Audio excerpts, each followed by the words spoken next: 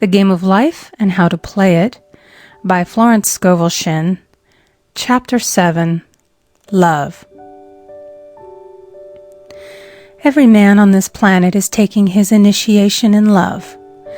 A new commandment I give unto you, that ye love one another. Ouspensky states in Tertium Organum that love is a cosmic phenomenon and opens to man the fourth dimensional world, the world of the wondrous. Real love is selfish and free from fear. It pours itself out upon the object of its affection without demanding any return. Its joy is in the joy of giving. Love is God in manifestation and the strongest magnetic force in the universe. Pure, unselfish love draws to itself its own. It does not need to seek or demand. Scarcely anyone has the faintest conception of real love. Man is selfish, tyrannical, or fearful in his affections, thereby losing the things he loves. Jealousy is the worst enemy of love, for the imagination runs riot, seeing the loved one attracted to another, and invariably these fears objectify if they are not neutralized. For example, a woman came to me in deep distress. The man she loved had left her for another woman, and said he never intended to marry her. She was torn with jealousy and resentment, and said she hoped he would suffer as he had made her suffer, and added, "How could he leave me when I loved him so much?" I replied, "You are not loving that man, you are hating him," and added, "You can never receive what you have never given. Give a perfect love, and you will receive a perfect love. Perfect yourself on this man. Give him a perfect, unselfish love, demanding nothing in return. Do not criticize or condemn, and bless him wherever he is." She replied, "No, I won't bless him unless I know where he is." "Well," I said, "that is not real love. When you send out real love will return to you, either from this man or his equivalent, for if this man is not the divine selection, you will not want him. As you are one with God, you are one with the love which belongs to you by divine right." Several months passed, and matters remained about the same, but she was working conscientiously within herself. I said, "When you are no longer disturbed by his cruelty, he will cease to be cruel, as you are attracting it through your own emotions." Then I told her of a brotherhood in India who never said good morning to each other. They used these words, "I salute the divinity in you." They saluted the divinity in every man and in the wild animals in the jungle, and they were never harmed, for they saw only God in every living thing. I said, "Salute the divinity in this man and say, I see your divine self only. I see you as God sees you, perfect, made in his image and likeness." She found she was becoming more poised and gradually losing her resentment. He was a captain, and she always called him the Cap. One day she said suddenly, "God bless the Cap, wherever he is." I replied, "Now that is real love, and when you have become a complete circle and are no longer disturbed by the situation, you will have his love or attract its equivalent." I was moving at this time and did not have a telephone, so was out of touch with her for a few weeks, when one morning I received a letter saying, "We are married." At the earliest opportunity, I paid her a call. My first words were, "What happened?" "Oh," she exclaimed, "a miracle. One day I woke up and all suffering had ceased. I saw him that evening and he asked me to marry him. We were married in about a week, and I have never seen a more devoted man."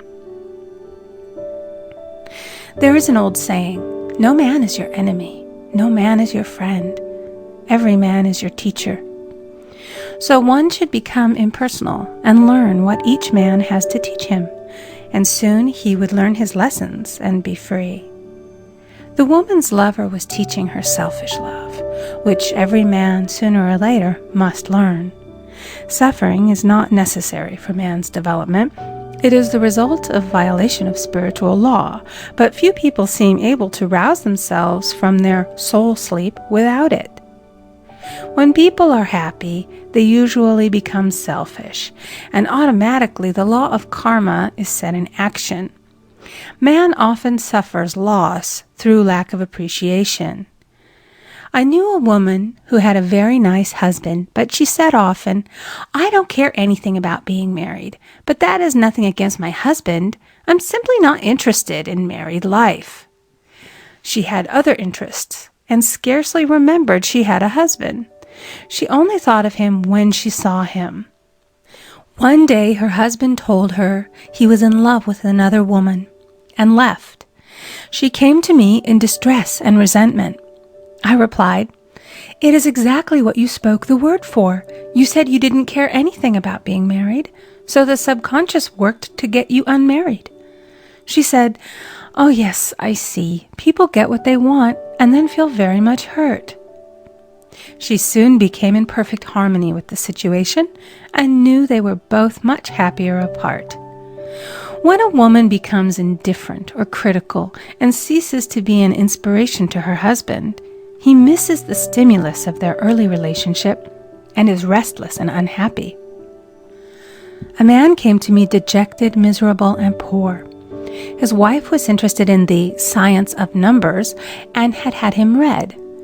It seems the report was not very favorable, for he said, "My wife says I'll never amount to anything because I am a 2. I replied, "I don't care what your number is. You are a perfect idea in divine mind, and we will demand the success and prosperity which are already planned for you by that infinite intelligence." Within a few weeks, he had a very fine position, and a year or two later, he achieved a brilliant success as a writer. No man is a success in business unless he loves his work. The picture the artist paints for love of his art is his greatest work. The potboiler is always something to live down. No man can attract money if he despises it. Many people are kept in poverty by saying, "Money means nothing to me. I have a contempt for people who have it." This is the reason so many artists are poor. Their contempt for money separates them from it. I remember hearing one artist say of another, "He's no good as an artist, but he has money in the bank." This attitude of mind, of course, separates man from his supply. He must be in harmony with a thing in order to attract it. Money is God in manifestation, as freedom from want and limitation, but it must be always kept in circulation and put to right uses. Hoarding and saving react with grim vengeance. This does not mean that man should not have houses and lots, stocks and bonds, for the barns of the righteous man shall be full. It means that man should not hoard even the principal if an occasion arises when money is necessary. In letting it go out fearlessly and cheerfully, he opens the way for more to come in, for God is man's unfailing and inexhaustible supply. This is the spiritual attitude towards money, and the great bank of the universal never fails. We see an example of hoarding in the film production of Greed. The woman won $5,000 in a lottery, but would not spend it. She hoarded and saved, let her husband suffer and starve, and eventually she scrubbed floors for a living. She loved the money itself and put it above everything, and one night she was murdered and the money taken from her. This is an example of where love of money is the root of all evil. Money in itself is good and beneficial, but used for destructive purposes, hoarded and saved, or considered more important than love, brings disease and disaster, and the loss of the money itself. Follow the path of love, and all things are added. For God is love, and God is supply. Follow the path of selfishness and greed, and the supply vanishes, or man is separated from it. For example, I knew the case of a very rich woman who hoarded her income. She rarely gave anything away, but bought and bought and bought things for herself. She was very fond of necklaces, and a friend once asked her how many she possessed. She replied, 67. She bought them and put them away, carefully wrapped in tissue paper. Had she used the necklaces, it would have been quite legitimate, but she was violating the law of use. Her closets were filled with clothes she never wore and jewels which never saw the light. The old woman's arms were gradually becoming paralyzed from holding on to things, and eventually she was considered incapable of looking after her affairs, and her wealth was handed over to others to manage. So man, in ignorance of the law, brings about his own destruction. All disease, all unhappiness come from the violation of the law of love. Man's boomerangs of hate, resentment, and criticism come back laden with sickness and sorrow. Love seems almost a lost art, but the man with the knowledge of spiritual law knows it must be regained, for without it he has become as sounding brass and tinkling cymbals. For example, I had a student who came to me month after month to clean her consciousness of resentment. After a while, she arrived at the point where she resented only one woman, but that one woman kept her busy. Little by little, she became poised and harmonious, and one day, all resentment was wiped out. She came in radiant and exclaimed, "You can't understand how I feel. The woman said something to me, and instead of being furious, I was loving and kind. And she apologized and was perfectly lovely to me. No one can understand the marvelous lightness I feel within." Love and goodwill are invaluable in business. For example, a woman came to me complaining of her employer. She said she was cold and critical, and she knew she did not want her in the position. "Well," I replied, "salute the divinity in the woman and send her love." She said, "I can't. She's a marble woman." I answered, "You remember the story of the sculptor who asked for a certain piece of marble? He was asked why he wanted it, and he replied, 'Because there is an angel in the marble.' And out of it he produced a wonderful work of art." She said, "Very well, I'll try it." A week later she came back and said, "I did what you told me, and now the woman is very kind," and took me out in her car. People are sometimes filled with remorse for having done someone an unkindness, perhaps years ago. If the wrong cannot be righted, its effect can be neutralized by doing someone a kindness in the present.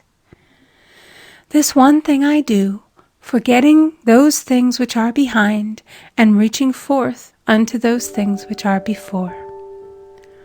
Sorrow, regret, and remorse tear down the cells of the body and poison the atmosphere of the individual.